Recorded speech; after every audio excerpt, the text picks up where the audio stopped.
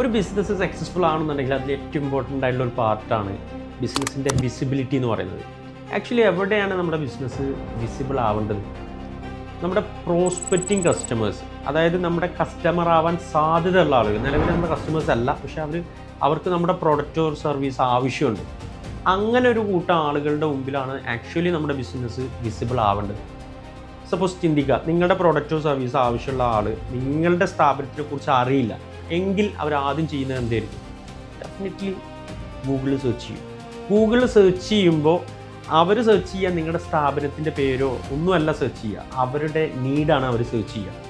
അതായത് ആ നീഡ് എന്ന് പറഞ്ഞാൽ നിങ്ങളുടെ പ്രൊഡക്റ്റായിട്ട് കണക്റ്റഡ് ആണെന്നുണ്ടെങ്കിൽ നമ്മളുടെ ബിസിനസ് സ്ഥാപനം അവരുടെ മുമ്പിൽ വിസിബിൾ ആണെങ്കിൽ അത് നമുക്ക് ബിസിനസ്സായിട്ട് കൺവേർട്ട് ആവും.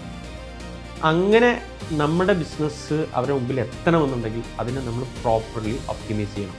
99% ഓൺടർപ്രണേഴ്സും നമ്മുടെ സ്ഥാപനം എന്ത് ചെയ്യുന്നുണ്ട്? ഗൂഗിളിൽ ലിസ്റ്റ് ചെയ്യുന്നുണ്ട്. അൺഫോർച്ചുനേറ്റ്ലി അതിൽ കുറച്ച് പേര് മാത്രമാണ് അതിൻ്റെ ഒരു സെക്കൻഡ് ലെവലിലേക്ക് പോകുന്നത്. അതായത് അതിനെ പ്രോപ്പറായിട്ട് ചെക്ക് ചെയ്ത് ഡെവലപ്പ് ചെയ്ത് പോകുന്നത്. എന്നാൽ തന്നെ അവർ തെറ്റിദ്ധരിക്കപ്പെട്ടിട്ടുള്ളത് കുറച്ച് റിവ്യൂസോ കാര്യങ്ങളോ റേറ്റിങ്ങോ കൊടുത്തു കഴിഞ്ഞാൽ ഗൂഗിൾ റാങ്ക് ചെയ്യപ്പെടുന്നതാണ്. ആക്ച്വലി ഏകദേശം ഒരു 6ഓളം പാരാമീറ്റേഴ്സാണ് ഗൂഗിളിൽ കൃത്യമായിട്ട് നമ്മുടെ ബിസിനസ് റാങ്ക് ചെയ്യാൻ നമ്മൾ ചെയ്യേണ്ടത്. അതിലൊരു പാരാമീറ്റർ മാത്രമാണ് റിവ്യൂ എന്ന് പറയുന്നത്. നമുക്കൊരു എക്സാമ്പിൾ നോക്കാം. Best digital marketing agency in Manjeri എന്നുള്ളത് സെർച്ച് ചെയ്യുന്ന സമയത്ത് നമുക്ക് കാണാൻ പറ്റുന്നത് നമ്മളുടെ അഡ്വർടൈസ്മെൻറ്റ് ഏജൻസിയാണ് ടോപ്പിൽ കാണുന്നത്. അതിൻ്റെ താഴെയായിട്ട് 3ാം സ്ഥാനത്തായിട്ട് നിൽക്കുന്നത് സിഗ്സാങ് ഡിജിറ്റൽ മാർക്കറ്റിംഗ് ഏജൻസി. 89 റിവ്യൂസ് ഉണ്ടായിട്ടും വെറും 51 റിവ്യൂസുള്ള നമ്മുടെ സ്ഥാപനം ടോപ്പിലെത്തുന്നത് ബാക്കിയുള്ള പാരാമീറ്റേഴ്സും കൂടെ നമ്മൾ ഫോളോ ചെയ്യുന്നതുകൊണ്ടാണ്. നമ്മുടെ ക്ലയൻ്റായിട്ടുള്ള airlines best catering in Malappuram എന്ന് ജസ്റ്റ് ആ ഒരു കീവേഡ് സെർച്ച് ചെയ്യുന്ന സമയത്ത് നിങ്ങൾക്ക് ഏറ്റവും ടോപ്പിൽ കാണാൻ പറ്റുന്നത് എയർലൈൻസ് കാറ്റേഴ്സ് മലപ്പുറമാണ്. അറൗണ്ട് 99 റിവ്യൂസാണ് എയർലൈൻസ് ഇതുവരെ അതിൻ്റെ അകത്ത് അപ്ഡേറ്റ് ചെയ്തിട്ടുള്ളത്. മലപ്പുറത്ത് കാറ്ററിങ്ങുമായിട്ട് ബന്ധപ്പെട്ട് ഏത് കീവേഡ് സെർച്ച് ചെയ്ത് കഴിഞ്ഞാലും നമുക്ക് റാങ്ക് ചെയ്ത് കാണുന്നത് എയർലൈൻസാണ്. കേരളത്തിൽ എയർലൈൻസിൻ്റെ പൊസിഷൻ എന്താണെന്നുള്ളത് ജസ്റ്റ് ചെക്ക് ചെയ്തു. Best catering service in Kerala എന്നുള്ള സെർച്ച് ചെയ്യുന്ന സമയത്ത് സെക്കൻഡ് പൊസിഷനിലാണ് എയർലൈൻസ് കിടക്കുന്നത്. ഫസ്റ്റ് പൊസിഷനിലുള്ളത് പ്ലാസ കാറ്ററിംഗ് ആണ്. അറൗണ്ട് നിങ്ങൾക്ക് നോക്കിയാൽ മനസ്സിലാവും 2300 റിവ്യൂസാണ് അറൗണ്ട് പ്ലാസ കാറ്ററിങ്ങിനുള്ളത്. എന്നാൽ വെറും 99 റിവ്യൂസുള്ള എയർലൈൻസാണ് സെക്കൻഡ് പൊസിഷനുള്ളത്. അതിൻ്റെ താഴെ നിങ്ങൾക്ക് കാണാൻ പറ്റുന്നത് രുചി കാറ്റേഴ്സാണ്. അറൗണ്ട് 14,000 മുകളിൽ റിവ്യൂസ് രുചിക്കുണ്ട്, പക്ഷേ ഒരു തേർഡ് പൊസിഷനിലാണ്. അതിൻ്റെ താഴെ നിങ്ങൾക്ക് കാണാൻ പറ്റുന്നത് Jacobs catering and events private limited.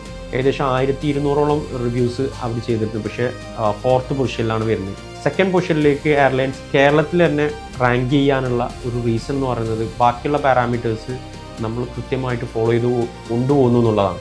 Definitely കുറച്ച് മന്തിൻ്റെ ഉള്ളിൽ നമുക്ക് എല്ലാ കീവേഡിലും കേരളത്തിലെ നമ്പർ 1 ആക്കിയിട്ട് എയർലൈൻസിനെ എത്തിക്കാൻ നമുക്ക് കഴിയുമെന്നുള്ളതാണ്. അപ്പോൾ അതിൽ ഒരു മാജിക്കോ അതല്ലെങ്കിൽ ഒരു ക്വിക്കായിട്ടുള്ള ആക്ഷനോ കാര്യങ്ങളോ ഒന്നുമല്ല. കൃത്യമായിട്ടുള്ള പ്രോസസ് ഓറിയൻറ്റഡ് ആയിട്ടുള്ള ഒരു വർക്കിലൂടെയാണ് നമ്മൾ ഇതിനെ റാങ്ക് ചെയ്ത് കൊണ്ടുവരുന്നത്.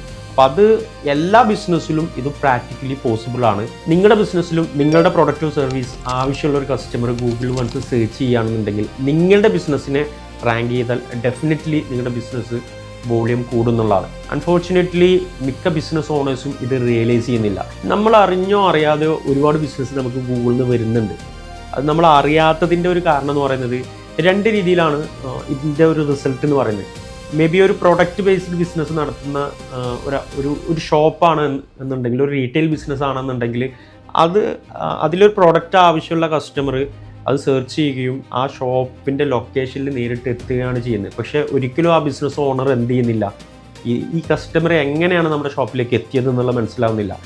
എന്നാൽ ഇതുപോലെ നമ്മൾ റാങ്ക് ചെയ്യുന്നില്ല എന്നുണ്ടെങ്കിൽ നമുക്ക് കിട്ടാവുന്ന ഒരു കസ്റ്റമർ വേറൊരു ഷോപ്പിലേക്കും പോകുന്നുണ്ടെന്നുള്ള ഒരു റിയാലിറ്റി നമ്മൾ ഉൾക്കൊള്ളണം. സർവീസ് ബിസിനസ് ആണെന്നുണ്ടെങ്കിൽ നമുക്ക് കൂടുതലായിട്ടും ഡയറക്റ്റ് കോൾസ് ആണ് ജനറേറ്റ് ചെയ്യുക. ഇതിന് കൃത്യമായിട്ടുള്ള റിപ്പോർട്ടിംഗ് സിസ്റ്റം നമുക്കുണ്ട്. എല്ലാ മന്തിലും മന്ത് എൻഡിൽ നമുക്ക് എന്ത് ചെയ്യാൻ പറ്റും, ഓരോ ദിവസങ്ങളിൽ എത്ര കോളുകൾ ജനറേറ്റ് ചെയ്തു, അതല്ലെങ്കിൽ ലൊക്കേഷൻ മാപ്പ് ഉപയോഗിച്ചുകൊണ്ട് നമ്മുടെ സ്ഥാപനത്തിലേക്ക് എത്ര കസ്റ്റമർ എത്തിയിട്ടുണ്ട് എന്നുള്ളതിൻ്റെ ഫുൾ ഡീറ്റെയിൽ ഡാറ്റ നമുക്ക് ഇതിലൂടെ എടുക്കാൻ പറ്റുന്നുള്ളതാണ്. നമുക്ക് 100% ഗ്യാരണ്ടി ചെയ്യാൻ പറ്റുന്ന ഒരു സർവീസാണ് ഗൂഗിൾ മൈ ബിസിനസ് സർവീസ് എന്ന് പറയുന്നത്. വിത്തിൻ 3 months നിങ്ങൾക്ക് ഇതിൻ്റെ അകത്തൊരു റിസൾട്ട് ക്രിയേറ്റ് ചെയ്തു തരാൻ നമുക്ക് സാധിച്ചില്ല എന്നുണ്ടെങ്കിൽ ഫുൾ എമൗണ്ട് നമ്മൾ റീഫണ്ട് ചെയ്യുന്നതാണ്. അത്രയും ഗ്യാരണ്ടിയോട് കൂടിയിട്ടാണ് നമ്മൾ ഈ സർവീസ് ചെയ്യുന്നത്. എല്ലാ ബിസിനസ് ഓണേഴ്സും ഇതിൻ്റെ ഒരു റെലവൻസ് മനസ്സിലാക്കി ഇത് ഉപയോഗപ്പെടുത്തുക. Thank U.